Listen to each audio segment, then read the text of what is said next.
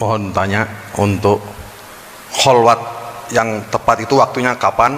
Iya. Dan apa yang dibaca? Apakah la ilaha illallah atau Allah atau hu? Siap. Dan itu perlu waktu berapa? Hari atau berapa tahun? Iya. Gitu. Makasih. Gitu. Ngaten. Matur suwun. Apa sih kholwat itu? Kholwat adalah nyepekake ati sangka sakliyane Gusti Allah. Iku kholwat. Apa sih zuhud? Ada yang mengatakan zuhud, ada yang mengatakan topo. Nah, seperti Mbah Yai tadi, topo.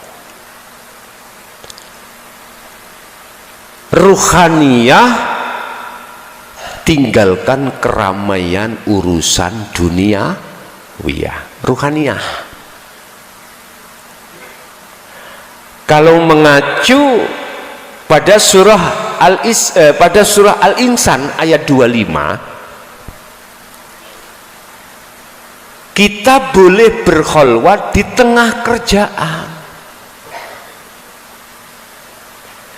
kita boleh berkholwat, bahkan wajib menurut saya, di tengah-tengah jasmani jenengan repot urusan dunia. Karena apa? Karena fungsi dan tujuan kholwat adalah meninggalkan selain Allah untuk bertemu Allah. Pertanyaannya, apakah di dalam kerjaan gak ada Allah? Ada Pak ya? Ada.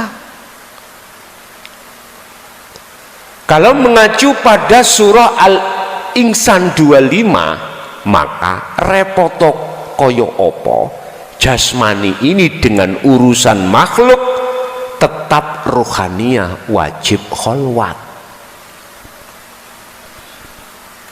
Wadkur isma rabbika bukrata wa asila. Tadi yang ditanyakan waktu kapan kita lebih baik kholwat, dan pirang jam atau pirang tahun. Melihat dari ayat bukrata wa asila, dari pagi sampai sore, maka tidak mengenal waktu. Hati tetap harus terus berzikir pada Allah. Yes. Kalau kita mengacu pada surat Al-Insan 26, wa minal lail, separuh dari malam, separuh dari malam, berarti jam 11 ke atas tadi sampai subuh. Terus kalau umpama kita itu hanya melakukan jam 11 sampai subuh, berkholwat, terus gunanya apa surat 25 ayat 25 tadi? Mestinya kita tidak mengenal waktu dan tempat. Cuman tempat sing nyaman wau, terus si Mbah Yai memang ning pondok, ning omah, Bu, Pak, lembok entek. Ning pondok kan mboten. Sing budaya gak ono, fokus zikir terus 24 jam. Ya udah. Tapi bukan berarti tidak bisa disiasati berkholwat di rumah sendiri. Sakerso. Kalau dulu Pak ya, kalau dulu disebut kholwat itu harus tinggalkan semua pergaulan baik secara fisik maupun rohani terhadap manusia. Nggih.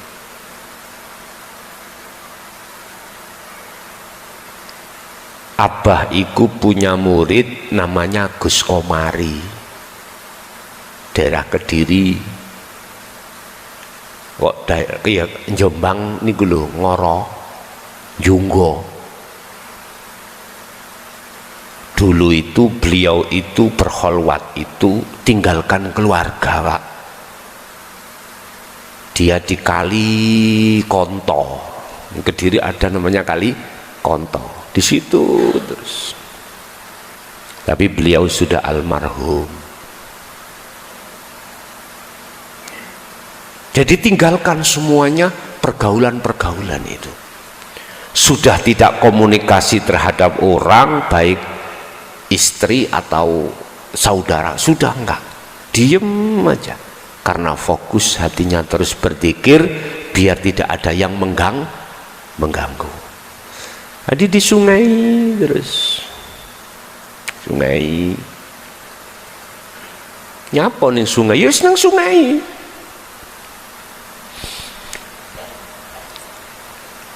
Allah. Bagaimana hal itu? Dia mengorbankan pergaulan dulu. Silakan, itu keputusan masing-masing. Kalau sekarang kita jalankan seperti itu, mungkin Pak, mungkin deh ya, yang nggak paham ngaji endi sih kuwi kok tambah suwi tambah gendeng gitu. Anak istri ditinggalkan. Kalau bahasa saya gini, oke, tinggalkan nggak masalah ke pondok, tapi cukup pono dalam jangka waktu 40 hari 40 malam biayani keluarga. Mana? Kalau bertanya berapa harikah bisa sampai pada Allah, kita mengacu pada siapa? Kalau kita mengacu pada Nabiullah Muhammad, cukup 1 malam Isra Mi'raj lah. Kalau kita mengacu pada Nabi Musa, berarti 40 hari 40 malam. Kalau kita mengacu pada kejadian sangkan paraning dumadi, kejadian kita manusia 40 kali 3. Ibu ngandung anak 40 hari menjadi getih wungkul, lah gitu ya. 40 hari lagi menjadi daging. 40 hari lagi maka ditiupkanlah roh itu. Berarti 120 hari.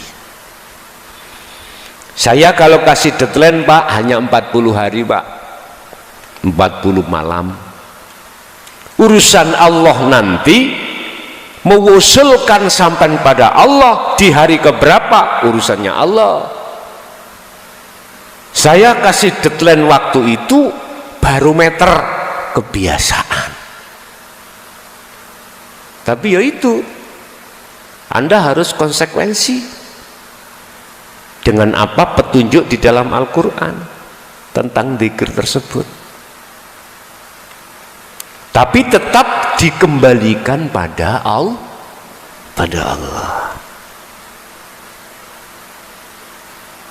Kalau sudah tahu jalannya dan bertemu Pak, untuk berikutnya lo mudah sekali. Sak kedape meripat. Kerti sak kedape meripat. Maklab. Jenengan sudah tahu rumahnya masing-masing. Gak usah tanya-tanya, langsung lap. Kalau yang nggak tahu tempatnya, seperti saya tadi ke sini, mumet-mumet Pak. Untung ada map ya. Coba nggak ada map tadi, tanya. Tapi kalau sudah pernah ke sini, tahu jalannya, udah nggak tanya-tanya, langsung kalbargi seperti kilat, cepat. Sama dengan itulah. Lah kalau tanya masalah waktu Pak, itu yang berhak yang menjawab adalah Allah. Cuman saya kasih deadline waktu aja 40 hari 40 malam. Dasari surat Al-Insan 25 26. Konsisten teng mriku dengan zikir yang selalu dibawa, maka aku yakin nyampe di situ. Tandanya kan sudah saya kasih tahu tadi. Ammal arif la yarawna li anfusihim syai'an. Yang kedua, yusyahiduna annal fa'ila huwallahu ta'ala. Hatimu sudah tidak ada iman, hatimu sudah tidak ada rasa selain daripada Sang Yang Tunggal. Mana Sang Yang Tunggal itu yang tidak bisa kita sebut? Itulah nanti yang Allah sendiri yang memberitahu si salik masing-masing. Oke, antara saya dengan jenengan, siapa di tengah-tengah ini? Hah? Hah? Pol jelasi Pak, nih Bu. Pol jelasi. Tinggal jenengan ini masuk di dalamnya. Otomatis siapapun yang mau masuk mesti hancur. Kehancuran atas dirimu sebagai makhluk pasti akan terjadi. Pasti. Sebab barang siapa yang ingin tahu sesungguhnya Allah, kembalilah ke asalmu. Asal kita tidak ada. Adanya kita sebab diadakan yang siapa yang ada adalah Allah. Ketika saat Anda itu kembali kepada asalmu, asal Anda tidak ada, maka yang nyata adalah yang ada. Apa mungkin perkara yang tidak ada, yaitu makhluk, bisa melihat yang ada? Nggak mungkin. Yang bisa melihat yang ada itu hanyalah yang berarti yang melihat Allah itu Allah sendiri. Paham nggih? Berarti kehambaannya sudah tiada sudah. Itulah yang disebut kul huwallahu ahad. Ahad itu di situ. Rasulullah menyampaikan hal ini, Pak. Buktinya surat Ikhlas. Tentang ahad Rasulullah mengurai dengan jelas. Mengurai dengan jelas. Kalau tidak Rasulullah menyampaikan, nggak mungkin ayat ini akan muncul. Logikanya seperti itu, Pak. Sebab banyak di antara golongan umat Islam yang mengatakan bahwasanya Rasulullah tidak pernah menyampaikan tentang ahad, tentang tauhid. Ada, Pak, yang bermakalah seperti itu. Tak jawab. Surat Ikhlas ini menceritakan tentang ahad. Surat Al-Anbiya menceritakan tentang ahad. Terus lagi surat Toha ayat 14, innani anallah la ilaha illa ana, juga menceritakan tentang ahad. Mungkinkah Rasulullah tidak menyampaikan kemudian ayat itu muncul? Nggak mungkin. Pernah Rasulullah korupsi ayat? Nggak pernah. Aku anggap yes mungkin panjenengan dereng sampai disitulah sehingga bermakalah bahwasanya Rasulullah tidak pernah menyampaikan dinul haq, tentang tauhid. Nggak apa-apa. Wong namanya orang itu punya proses masing-masing. Jadi, Pak, kalau bahasa saya deadline 40 hari 40 malam, tapi semuanya saya serahkan waktu. Kewusulan itu hanya Allah yang menjawab begitu. Terus ada lagi? Monggo.